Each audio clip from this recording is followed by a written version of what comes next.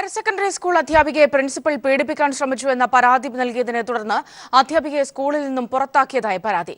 മാന്നാർ നായർ സമാജം higher secondary school അധ്യാപികയാണ് പരാതിയുമായി മനുഷ്യാവകാശ കമ്മീഷനെ സമീപിച്ചത്.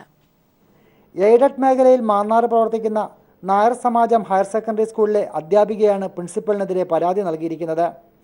സ്കൂൾ സമയത്ത് ലാബിൽ കയറി വന്ന് പ്രിൻസിപ്പൽ തന്നെ കയറിപ്പിടിക്കാൻ ശ്രമിക്കുകയായിരുന്നു. ഭാഗ്യം കൊണ്ട് മാത്രമാണ് താൻ രക്ഷപ്പെട്ടതെന്നും ഇവർ പരാതിയിൽ പറയുന്നു.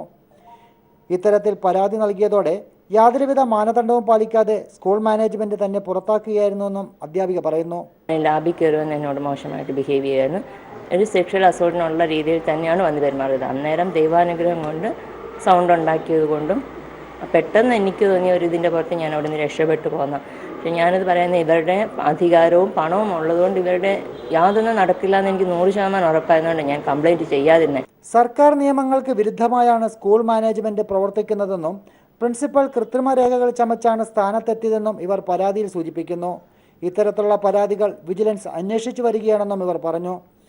തനിക്ക് നേരെ ഉണ്ടായ അതിക്രമത്തിന്റെ പേരിൽ പരാതി നൽകിയതിനെ തുടർന്നാണ് തന്റെ ജോലി ഇപ്പോൾ നഷ്ടമായിരിക്കുന്നതെന്നും അധ്യാപിക പറയുന്നു. ഇതിനെതിരെ പോലീസിലടക്കം പരാതികൾ നൽകിയിട്ടും യാതൊരുവിധ നടപടികളും ഉണ്ടായില്ലെന്നും ഇവർ പരാതിയിൽ സൂചിപ്പിക്കുന്നു. Shajahan, news bureau, Alappuzha.